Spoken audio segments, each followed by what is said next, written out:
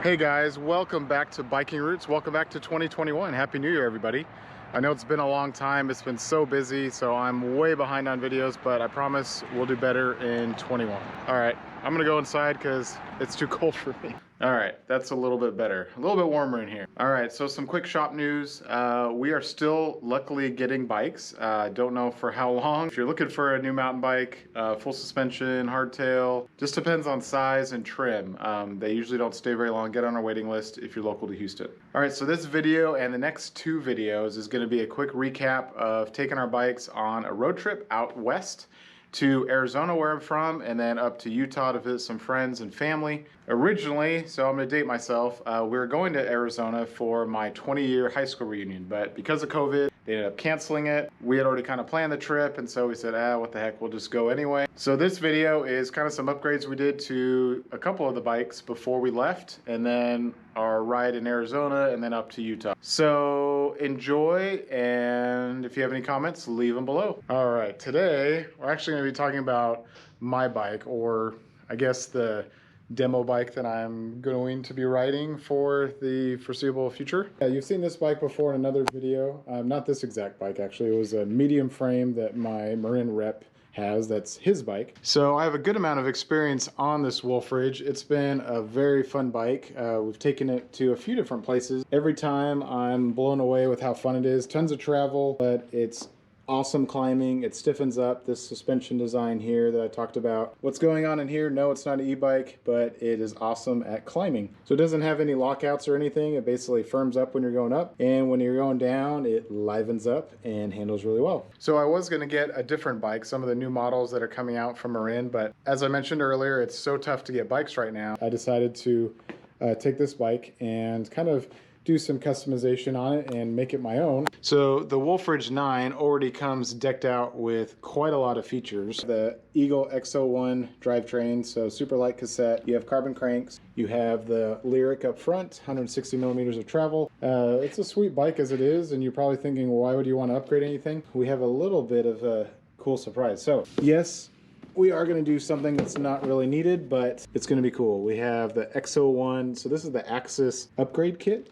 You already have an Eagle drivetrain. You can get the AXS Wireless. So what we're going to do today is get rid of these cables. So I've been wanting to do this for a while. I've actually had the kit for quite a long time, but haven't had really time to do it. I've had there's a little bit of some cable slapping going around in here. I tried to figure out where it was coming from, but I just thought it'd be easier, you know, just to get rid of the cable. So we're going to go to the Eagle AXS system, and we're going to go wireless. So get rid of this, get rid of that. We're going to clean up this. So this will be gone. So we're getting rid of this cable, which is cool. So we're just gonna have a brake line here on the right side, and on the left side, you got a brake line for the front there. Unless you're in the UK, then that's your back brake. And I figured, well, then you have this cable here for the dropper. Why not? We might as well just do the AXS dropper post, right? Of course. So we're gonna do the AXS dropper post. So we're going to go wireless with the dropper as well. So we're going to be left with just the brake lines, which is cool. And whenever they decide to go wireless with the hydraulic brakes, we're going to be on board. Oh yeah, and almost forgot, also going to go with some Zipp Moto wheels. So some carbon wheels, we're going to put these on, so that's going to be pretty sweet. So this bike's going to get some pretty cool upgrades. I've had a lot of people ask about the different, you know, for the carbon wheels, but also with the drivetrain. So it's going to be kind of for show, to demonstrate. If you ever see me on the trails, let me know if you want to see it, you want to ride it. Yes, it's pricey, and if I was buying this as a normal consumer, I don't make the cash to warrant this kind of stuff. All right, got the chain off. Now we're going to install the new derailleur. All right, can't wait to get out of the box. Let's see. We'll stick with the X01 because it's a little tougher and has an aluminum cage thing instead of carbon.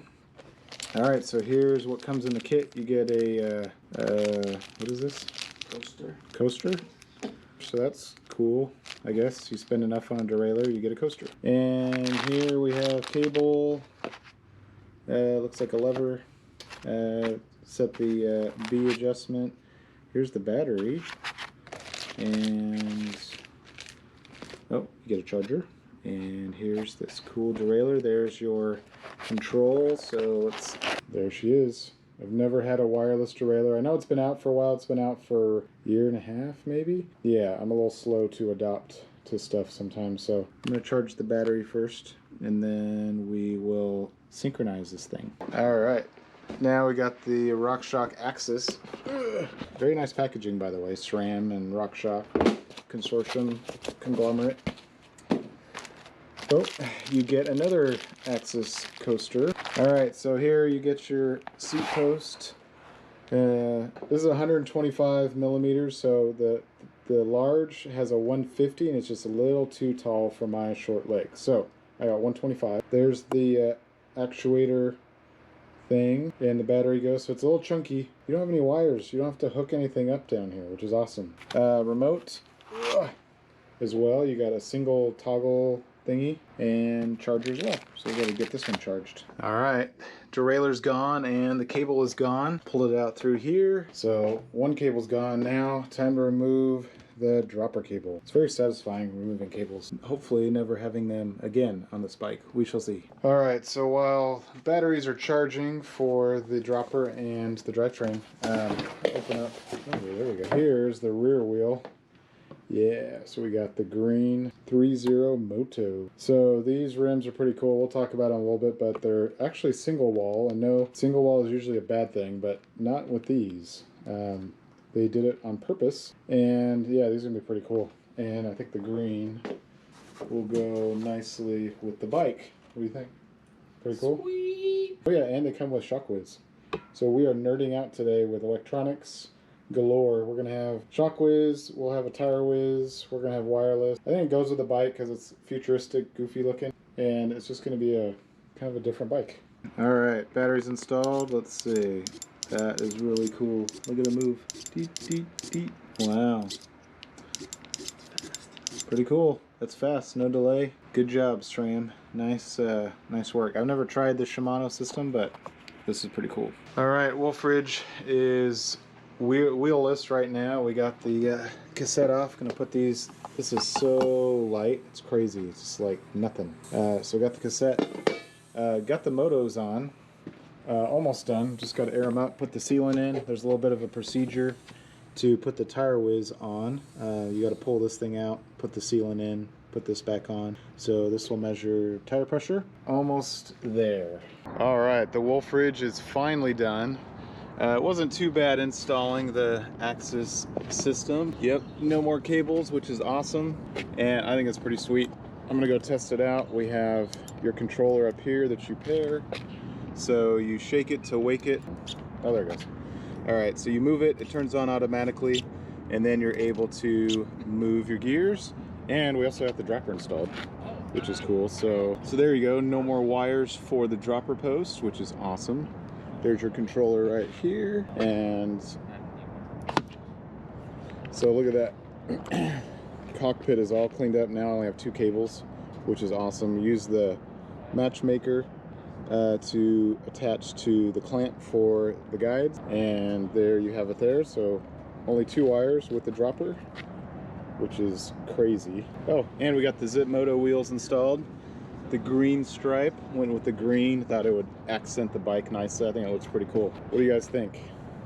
Let me know. All right, first ride is complete. The first ride's done with the Wolf Ridge. And yeah, it's a little dirty. The trail was a little wet from the dew overnight. No rain, but just a little wet this morning. So she's nice and dirty. Yeah, I love the shifting. It's so much better. I mean, it should be, right? Because it's a lot more expensive. No cables. It shifts so nice. Like, it's just immediate shifts. Even with the XO1 before, it's like, you know, it would shift good, but this is so much better. Definitely more exact, and yeah, it worked perfect every single time. Dropper as well. Like, I didn't have any issues with the dropper. Oh, there it goes. Yeah, dropper worked great. Yeah, I am definitely impressed with the SRAM AXS system. Obviously, I committed a good amount to it, so it better be good, but if it sucks, I would say if it was not good. Anyway, I'm gonna get this cleaned up. One thing I do have to figure out. So the ironic thing is they're still rattling. So the only culprit, since there's only 1 wire left going through the frame, is the rear brake line. So somewhere it's rattling, and I got to figure out how to stop. So I'm gonna work on that. So this is my 7-year-old's bike, Tanner. This is his Marin Hidden Canyon 20. It's been a good little bike for him, but one of the things that I want to help him out with is whenever we're going over trails and he hits a bump, he gets a lot of just chain slap, and this derailleur, this tourney derailleurs, historically they don't have a very strong spring, and so when you're whacking over roots and rocks, they bounce a lot, and which creates sometimes chains coming off, and they're really noisy. And so this actually has a cassette. It's a 7-speed cassette. I don't know for sure, but hopefully we can upgrade the freehub body and squeeze out a room for Shimano HG hub that with an 8 to 10 speed range. We're gonna do some modification here and see if we can make a 9-speed work on this hub. We'll see what happens. And I forgot to take this off whenever I put them on, so dork disc is coming off anyway. We actually wanted him to ride the San Quentin 24, but his legs are just a little too short to fit on it, so unfortunately for now he's gonna have to deal with full rigidity, so no suspension, and he's gonna have to deal with this one for a little bit longer. It's a sweet bike, but I was hoping we could get him on suspension. The cassette is off, so the issue we have is this freehub body is a little too short. If you have a 7-speed cassette, yours may have a spacer, which would be awesome, and then you could just take the spacer off and use a bigger cassette. This one does not, so you have to take this freehub body off, which involves removing the axle so that you can access the bolt to remove this freehub body. Bearings are going to come out. It's going to get messy. The reality of freehub body transplant. Alright, so the axle is removed from the hub, and we have the bearings out of it. So this is where it gets messy. They start trying to fall out. So some freehub bodies come out from this side. You can stick a big hex in there. This one you have to go in from the reverse side. And this is how big is this? This is a 12mm hex. So you stick it in there, then turn it counterclockwise, and then that will loosen up this freehub body. Alright, finally got this freehub off. It was a booger to get off. It was on there really, really tight. Yeah, they're pretty close. As you can see, just a little bit too short. So yeah, obviously I wish they would have used this one and then just thrown a spacer on there. I assume this one's a little bit cheaper, so they used that one. Got the new freehub installed. Looks like we'll have enough room to add the new cassette. Had to take away one of the spacers on this side so that it would make the right contact. All right, look at that sucker. 50 tooth, 11 speed, 50 tooth.